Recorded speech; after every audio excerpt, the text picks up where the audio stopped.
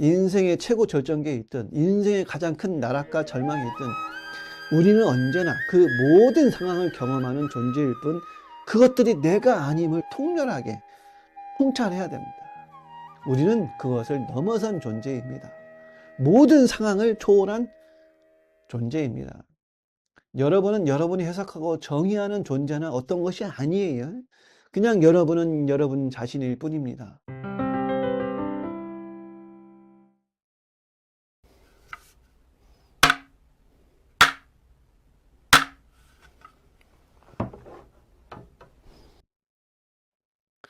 안녕하십니까. 바업다 자무입니다. 반갑습니다. 좋은 인연입니다. 새해에도 여러분 건강하시고 항상 여요한 여법한 그런 하루하루가 되시기를 축원합니다. 복도 많이 받으시고요. 복을 많이 받기 위해서는 또 그만큼 복도 많이 짓는 그런 인연들을 우리가 가꿔야 되겠죠. 그리고 여러분 모든 시간과 공간에서 아무 이유 없이 까닭 없이 행복하시기를 축원합니다. 여러분 행복은 저 멀리 있지 않습니다. 피리 부는 아저씨가 와야만 그 피리 소리 따라서 무릉도원이나 아미타불의 그런 아미타 세계나 극락으로 가는 게 아니라는 거죠. 서방정토 극락세계는 아미타불이 이끄는 것이 아니라 여러분이 곧 아미타불임을 아셔야 합니다. 다시 말하면 여러분들이 지금 여기에서 만드는 게 서방정토 극락세계지 따로 있지 않아요. 내가 천국도 만들고 이 마음이 지옥도 만드는 겁니다. 소승이 어떤 우화를 읽은 적이 있는데 성자가 된 도둑이란 내용이에요. 소승의 과거 영상에도 있습니다. 내용의 요지는 한 도둑이 도둑놈으로 쫓기다가 어느 마을에서 어떻게 하다 보니까 임시 방편으로 살아가기 위해서 성자 흉내를 내기 시작합니다. 그런데 사람들이 참 신기하게도 이 사람을 진짜 성자로 알아보고 음식도 갖다 주고 실제 깨달은 사람으로 부처님처럼 섬긴다는 거예요. 거기에 맞들린 이 도둑은 뭐 도둑질 할 필요도 없고 이렇게 계속해서 성자 흉내를 내면 좋겠다 싶은 거죠. 그렇게 뭐 사람들이 알아서 이것도 갖다 주고 저것도 갖다 주고 음식도 갖다 주고 너무 좋다는 거예요. 그래서 더 성자인 것처럼 성자 흉내를 내면서 깨달은 사람처럼 행동을 합니다. 그런데 이렇게 성자 흉내를 내다 보니까 이 사람도 내가 본래 도둑이었는지 성자였는지 헷갈리기 시작하면서 이제 정체성에 혼란이 오는 거죠. 그러다가 진짜로 이 도둑은 실제로 성자가 된다는 그런 내용입니다. 이 내용을 좀 더 다른 시각으로 해석하자면은 그 가짜 성자를 보면서 그 마을 사람들이 실제로 진짜로 변하고 감동받는다는 겁니다. 실상은 성자를 위장한 도둑이지만은 이 사람은 진실로 섬기고 숭앙하게 되면서 실질적으로 변화가 일어나는 것이죠. 왜 사이비 교주들 보면 사람들이 그 교주를 따르는지 우리 이성적으로는 이해가 안 되잖아요.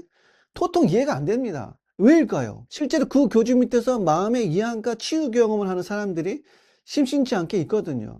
그 사람은 가짜인데 그 사람은 교주로 따르는 사람들은 자신의 삶이 변하고 또 병도 나으니까 너무 신기한 거죠. 이런 신비 체험들 한번 겪게 되면 더욱더 그 사람을 따르게 됩니다. 더 믿고 더 맹신적으로 따르게 되는 거죠. 왜 이런 현상이 일어날까요? 그것은 상대에게 있는 것이 아니라 그 사람을 바라보는 내 마음에 달려 있다고 볼 수 있습니다.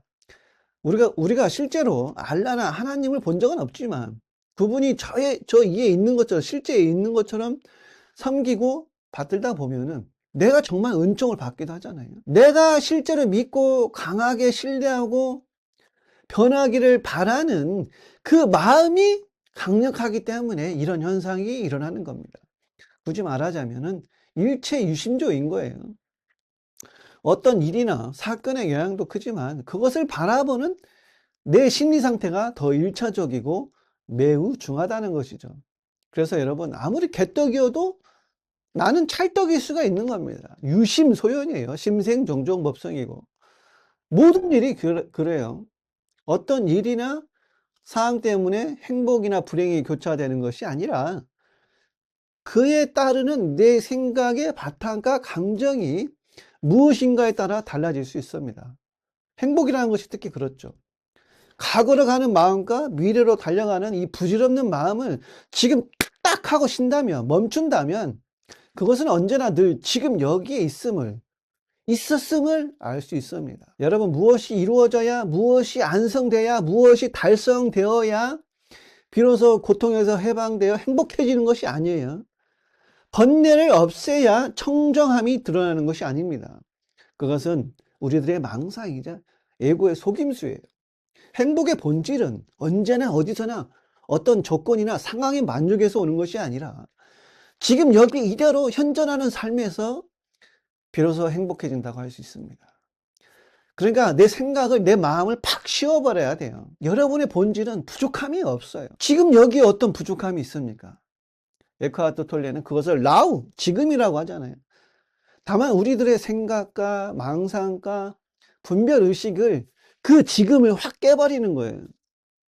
지금 이대로 좋은데 이 분별의식이 자신의 삶이 안전해지기를 바라고 있습니다. 혹은 뭔가 충만해지기를 바라고 있습니다. 이미 안전하고 이미 충만한데도 그 사실을 알아차리지 못하고 무언가를 끊임없이 추구합니다. 그렇지 않습니까? 그것은 모든 존재의 근본적인 어떤 잘못된 욕구, 잘못된 중생의 망상심이라 할 수 있겠죠. 그런데 여러분, 그 안전함이란 충만함이란 무엇일까요? 고통을 멀리하고 행복만 있는 것? 혹은 번뇌를 없애고 청정함만 있는 것? 중생심을 없애고 보리심만 언제나 충만한 것? 그것일까요? 그리고 그런 마음의 경계가 과연 여러분 가능할까요? 사실 그런 생각의 움직임이 이미 완전함과 충만함에서 멀어지는 것이라 할 수 있습니다. 물론 이 생각의 움직임이 잘못된 건 아니에요. 상대적인 세계에서는 이 분별의식이 중요합니다. 사실 이 분별의식 또한 단일한 의식, 단일한 법신에서 나오는 거예요. 사실 다 전이란 하나의 움직임, 다른 모습의 표현이라 할 수 있습니다. 다만 우리가 극단에 치우쳐서 한 면만 보기 때문에 음만 보거나 혹은 양만 보거나 혹은 행복만 보거나 불행만 보거나 이런 이원성에 갇혀있기 때문에 문제가 있는 거거든요. 그래서 하나의 전이란 통으로 보는 것, 그것이 곧 중도적 시선입니다. 중도적 시선이란 있는 이대로 모두가 하나임을 아는 거예요. 극단에 치우치지 않는 것이죠. 그리고 여러분, 이 세상은 대립적인 세계이자 상대적인 세계잖아요. 고통이 있기에 즐거움이 있는 것이고 행복이 있기에 사실 불행 또한 있는 겁니다. 하나가 하나를 갖춰주고 희생하기 때문에 행복도 가능한 것이고 즐거움도 가능한 것이지, 하나만 있어서는 즐거움이 있을 수 없습니다. 갈증 끝에 마시는 한 잔의 물이 달콤한 것은 왜 그럴까요? 갈증이 받쳐주기 때문입니다. 배고픔이 받쳐주기 때문에 맛있는 음식을 먹을 때 비로소 안도감과 행복감이 밀려옵니다. 추한 것이 있기에 아름다움이 있는 것처럼 모두는 서로가 맞물려서 공존하는 것이라 할 수 있어요. 한쪽이 없으면 한쪽 또한 없습니다. 소승이 과거 산티아고 순례길을 걸을 때 길가에 떨어진 오렌지를 먹은 적이 있거든요. 그때 길가에서 따먹던 그 오렌지의 맛을 지금도 잊을 수가 없거든요. 그때 먹었던 그 너무 달콤하고 시원했던 그 맛, 잊지 못하는 것은 왜 그럴까요? 오랫동안 걷고 더위에 지쳐 있었고 힘들었기 때문입니다. 배고팠기 때문이에요. 그래서 우리에게 고통이 없다면 즐거움 또한 없고 불행이 없다면 행복이 없다고 할 수 있습니다.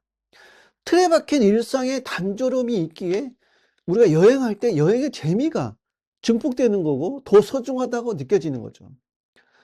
그렇듯이 우리가 보시를 하고 선행을 할 수 있는 것은 배고픈 사람이 있고 가난한 사람이 있기에 가능한 일입니다. 그렇지 않습니까? 여러분들이 복덕을 지을 수 있는 것은 복덕을 지을 상황이 받쳐지기 때문에 가능한 일이잖아요. 중생이 없다면 어찌 부처가 있을 수 있겠습니까? 모두가 서로 맞물려서 공존하는 것입니다. 그래서 감사하지 못할 것이 하나도 없는 거예요. 내가 누군가로부터 도움을 받는 것도 참 행복하고 감사한 일이지만은 내가 누군가를 도와줄 수 있다는 것도 너무 감사한 일입니다. 어떤 여행객이 이제 바라나시에서, 인도의 그 바라나시에서 여자 거지에게 한 푼 줄까 말까 이렇게 망설이고 있자 그 바라나시의 여자 거지가 그랬다잖아요. 때로는 주고 싶을 때 줄 수 있는 것도 큰 행복이다. 난 주고 싶어도 줄 게 없다. 이런 말을 했다고 하잖아요. 소승도 바라나시를 갔을 때 그 새벽에 그 저녁에 걸어갔을 때 여자 거지들이 그렇게 많았었어요. 근데 그때 수화송은 주지 않았지만은, 그래서 여러분 제가 말씀드리고 싶은 것은 삶이 주는 불안전함이 곧 안전합니다. 그 불안전함을 있는 그대로 받아들이고 수용할 때 그 불안전한 그대로 삶이 완전해지는 것입니다. 고통을 멀리하는 것이 아니라 고통은 있는 그대로 받아들이고 수용할 때 비로소 그 고통에서 벗어나는 거예요. 불안전함을 못 견뎌하고 반드시 없애야 한다는 그 마음을 멈춰라 이 말이죠. 이 고통이 반드시 내 삶에서 없어야 한다는, 혹은 두 번 다시 오지 말아야 한다는 그 생각을 놓아야 한다 이거죠. 오히려 그 모두를 통으로 껴안고 사랑할 줄 알아야 된다. 거부하지 않아야 된다. 누군가를 나를 좋아하면 그 누군가는 나를 싫어하는 사람이 당연히 있기 마련입니다. 다 좋아할 수는 없거든요. 여기서 중요한 것은 무엇일까요? 나를 싫어하는 사람에게만 초점을 맞추면 안 된다는 거죠. 반대로 나를 좋아하는 사람에게만 초점을 맞춰도 안 됩니다. 다 같이 껴안을 줄 알아야 돼요. 우리는 모든 사람에게, 모든 이들에게 사랑받고 존경받는 사람이 되어야겠다는 관계에 대한 그런 욕심도 부질없는 지심을 알아야 한다는 거죠. 우리의 인생은 언제 어떻게 어떤 식으로 펼쳐질지 그 누구도 모르는 일입니다. 때로는 예상치 못한 사건과 뜻밖의 일들이 펼쳐질 것이고, 어떤 순간에는 억울한 일도 있을 것이고, 혹은 슬픈 일도, 혹은 기쁜 일도 교차하면서 행복도 오고 불행도 다가올 겁니다. 길흉하복이 서로 맞물려서 다가와요. 그 모두를 수용하고 받아들일 줄 알아야 한다. 그러니까 놓아버려야 돼요. 무엇을 싫어하고 무엇을 내치고 분별하는 그 마음을 놓아야 참으로 안목 있는 수도인, 참으로 공부하는 수행자라고 할 수 있는 겁니다. 공부하는 사람은 그래서 안목이 분명해야 돼요. 분별 속에서 분별 없는 공부를 할 줄 알아야 됩니다. 자, 그럼 여러분 자신 한번 되돌아봅시다. 내 삶의 밖에서 펼쳐진 것 외에도 내 안에서 일어나는 것들, 예를 들자면 내 안에 부정적인 면, 시기, 질투, 소심한 찌질함, 두려움, 자잘한 욕심 있잖아요. 욕심, 탐심, 이런 것들이 내 안에 내재되어 있잖아요. 예. 자기 안에 깊이 뿌리 박힌 이런 무의식적인 일면들, 이런 것들은 모든 사람들에게 다 내재되어 있습니다. 어떤 사람은 시기심이 강할 수 있고, 어떤 사람은 특히나 식탐이 강할 수 있고, 어떤 사람은 소심하고 내성적인 사람이 있고, 어떤 사람은 강한 외향적인 성격을 가진 사람도 있겠죠. 모두 자신의 인연 따라 업식의 작용이 다릅니다. 그런데 우리가 이 모두를, 이 부정적인 면을 싫어하거나 멸시하면 안 됩니다. 특히 잘못된 죄책감을 가져서는 안 돼요. 나는 왜 이럴까? 그래서는 문제 해결이 안 돼요. 나는 왜 이럴까 하면서 부정하지 말아야 된다는 거죠. 자신이 느끼는 이 감정을 모두 인정할 때, 순수하게 받아들이고 지금 이대로를 긍정할 때 우리는 비로소 온전한 자기 자신이 될 수 있습니다. 그런 마음속 감정들, 어떤 경향들, 어떤 습성들은 본래의 나 자신이 아님을 알아야 됩니다. 본래의 자신이 아니지만은 이 세상을 살아가는 데 있어서 이런 감정도, 부정적인 감정도 에고에게는 필요한 감정이기도 합니다. 필요에 의해 쓰고 있음을 다만 자각하면 됩니다. 생각해 보세요. 지나간 쪽으로 시기, 질투, 분노, 하와 짜증의 감정들이 이 세상을 살아가는데 만약에 필요 없었다고 한다면은 퇴행돼서 사라졌겠죠. 그러나 어때요? 여전히 그런 감정들이 인간에게 내재되어 있지 않습니까?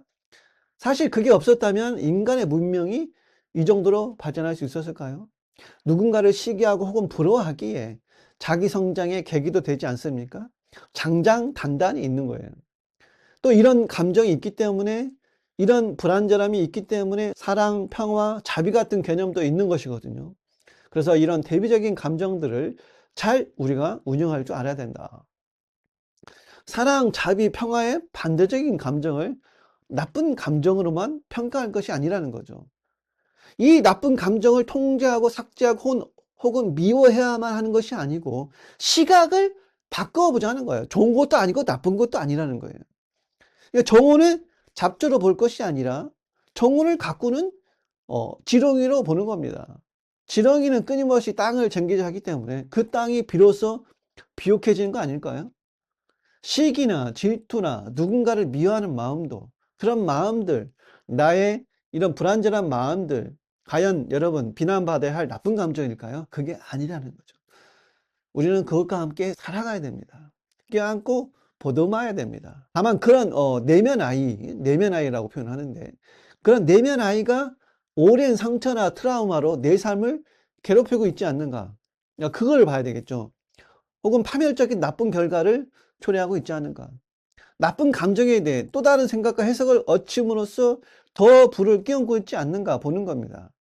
그러니까 부정적인 감정을 통제하고 없애기 위해서 무언가를 하라는 것이 더 위험하다는 거예요.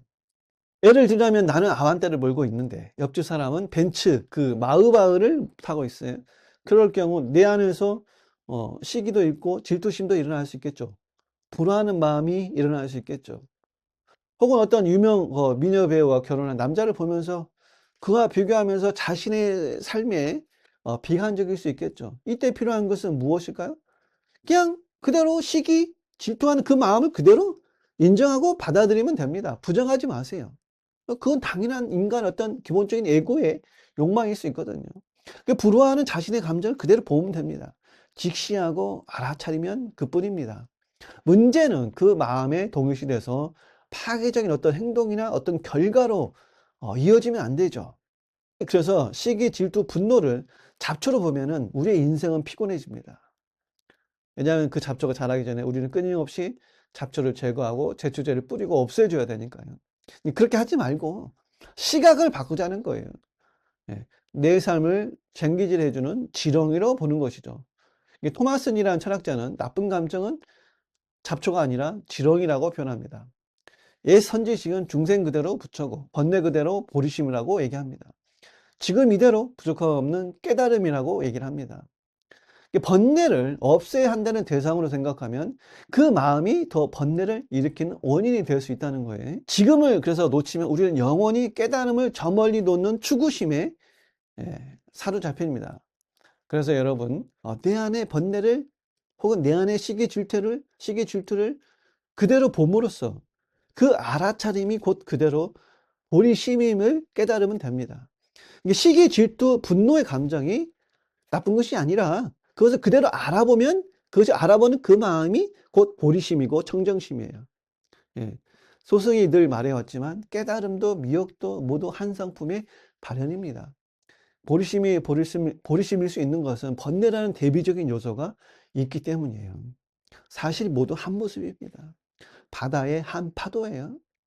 이런 감정들과 같이 공존해야 한다는 것을 깨치면 됩니다. 그래서 사랑해야 되는 우리 자신은 실수하지 않는 자신이 아니라 끝없이 실수를 되풀이하는 자신을 있는 그대로 통으로 껴안는 그런 자비심이 필요하다는 거죠. 사실 깨달음도 말이고 미혹도 말입니다. 정정심도 개념이고 번뇌도 하나의 개념일 뿐이에요. 그냥 그대로 이대로 다 하나인데 우리가 무엇 하나에 집착하는 순간 본래 나 자신이 아닌데 그것들이 나라고 생각하는 순간 우리는 그것과 동일시 되면서 더 큰 거짓된 자아를 만들게 된다. 여러분 우리는 자신의 주변 상황이나 자신의 육체나 자신의 사회적 신분이나 자기가 태어난 배경이나 혹은 그동안 쌓아온 자신의 생각과 감정 혹은 어떤 이념이나 사상으로 자기 자신을 정의하는 습관이 있지 않습니까? 근데 그런다 생각해 보자는 거죠. 그것은 인연으로 주어진 하나의 연극이자 꿈일 뿐 자신이라 할 수 없잖아요. 너무 간단한 당연한 사실인데 그 무엇도 자신이라 할 만한 것이 없어요. 여러분이 사업이 대박나서 몇십억을 벌고 가장에서 부장이 되고 전무가 되고 정말 짝사랑했던 아름다운 그 여인의 사랑을 성취해서 막 날아오를 듯한 그런 경험이 있다 해도 그런 인연이 있다 해도 다 꿈이자 연극입니다. 아이들이 명문대에 합격하고 모든 일이 잘 풀렸다고 해서 여러분의 본연의 가치가 더 올라가거나 변하는 것은 아닙니다. 그건 역시 하나의 꿈이자 연극일 뿐이다. 인연일 뿐이다. 반대로 사업이 망해서 여러분이 무일푼의 거지가 되었다 해도 우리들의 가치가 하락하거나 그러지 않다는 거예요. 그 역시 삶에서 일어나는 하나의 경험이자 인연일 뿐입니다. 연극일 뿐입니다. 가치 있다, 가치 없다는 하나의 해석일 뿐이에요. 우리 자신은 우리가 세상에서 맡은 어떤 역할들로 자신을 정의할 수 있는 것이 아닙니다. 우리는 종종 자신을 정의 내리기 위해서, 해석하기 위해 자신을 둘러싼 신분이나 지위 혹은 명예를 보기도 하고, 타인이 나에 대해 내리는 평가를 보기도 합니다.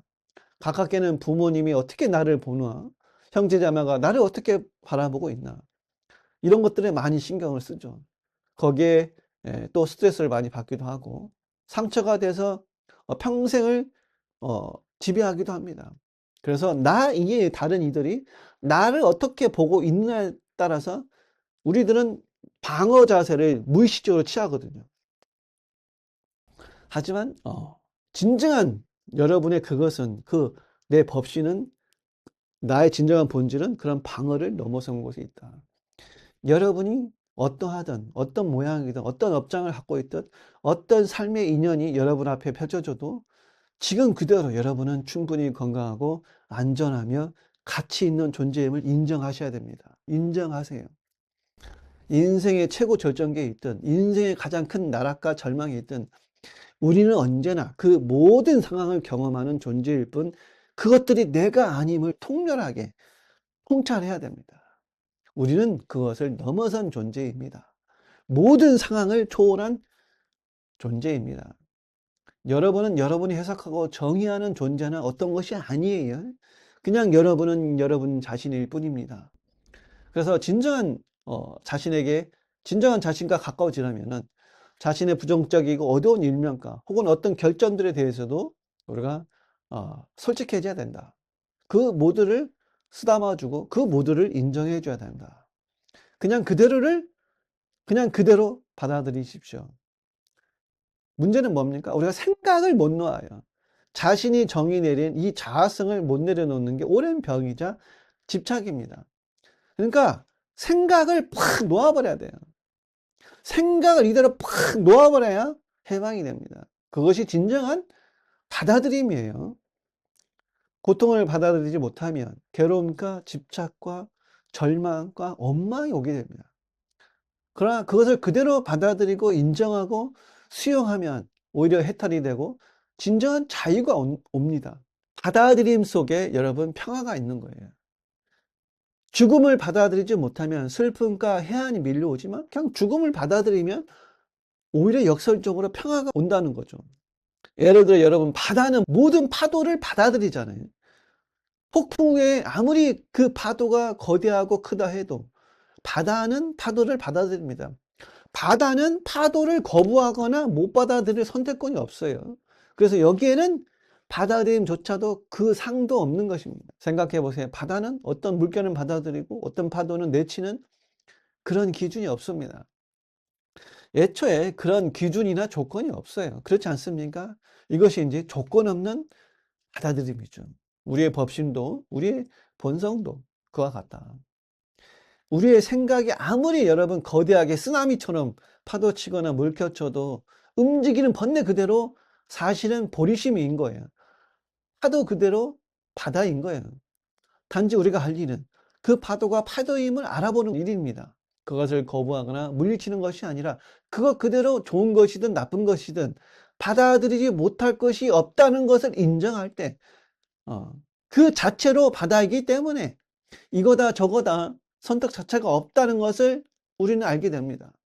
정리하자면 내 생각이 무엇이든 내 감정이 무엇이든 내 주변 환경이나 상황이 어떠하든 첫 번째 그 모든 것들로부터 깨어나는 단계가 필요하다. 네. 깨어난다는 것은 그것을 그냥 그대로 알아차림하는 것입니다. 알아차림은 뭡니까? 무의식적으로 끌려가지 않고 일어난 사실을 그대로 먼저 인지를 한다는 거죠. 있는 그대로 알아차림하는 겁니다. 정지정견하는 것이죠. 두 번째는 그것을 그대로 인정하는 단계입니다. 옳다 그러다, 뭐 이것은 있어서는 안 돼, 저것만 있어야 돼, 청정심만 있어야 돼, 번뇌가 있어서는 안 돼, 이런 마음을 일으키지 말고 그냥 그대로 그것을 인정하는 겁니다. 허용하고 받아들이는 거예요. 허용하고 받아들일 때 자신의 까르마가 무엇인지 객관적으로 알 수 있어요. 아, 나의 까르마는 이것이구나. 이러이러한 경향성이 강하구나를 우리가 객관적으로 알 수 있게 됩니다. 그래서 세 번째는 살펴보는 단계입니다. 한쪽으로 치우친 그 경향성, 그것을 살펴보는 거죠. 이 업식은 본래 여러분 허상이지만 사실 이 허상이 아직은 나를 괴롭히거든요. 그것이 허상인 줄 알지만 업식에 끌림이 있어서 마음이 편치 않잖아요. 그래서 깨어남이 있어서 그 자신의 본질을 알아보는 안목이 섰다 해도 그 영향은 아직 있습니다. 마치 냉장고에 전원을 확 뽑아도 아직 냉장고 안에 차가운 기운이 남아 있잖아요. 종이에 쌓여진 생선은 사라졌지만 아직 생선의 냄새는 남아 있는 것과 같습니다. 그럼 어떻게 한다? 허상은 허상으로 치유한다는 거죠. 그러니까 백발배도 해보고 참회 기도도 해보고 여러 수행의 기법들을 해보는 거예요. 명상도 하고 그런 기법들 해보는 거예요. 이런 것들이 필요해요. 아직은 소를 타고 있는 내가 있으니까 이렇게 가다 보면은 인후구망이 됩니다. 소도 있고 나도 있게 돼요. 에고가 이제 점점 무아가 되는 거예요, 여러분. 본래 내 본질은 따끔이 없고 본래 한 물건도 없지만은 수행할 것이 없지만은 이 경향성이 있기 때문에 이 종이에 생선 냄새가 배어 있기 때문에 그 생선 냄새가 비록 허상이지만 그 허상이 나를 괴롭히고 있거든요. 그래서 우리는 그 종이에 이제 향을 싸는 거예요. 예. 향을 싸면서 이 에고를 치유하는 거죠. 예. 본질은 수행이 필요 없지만 에고적인 방편에서는 또 수행이 필요한 거죠. 그렇게 노력하다 보면은 이제 해도 그만 안 해도 그만의 그 느낌적인 느낌이 옵니다. 그러면 절을 해도 되고 안 해도 된다는 그 느낌적인 느낌이 와요. 예, 일상이 모두 그대로 도임을 깨닫게 됩니다. 오늘 공부는 여기까지 해보겠습니다. 감사합니다.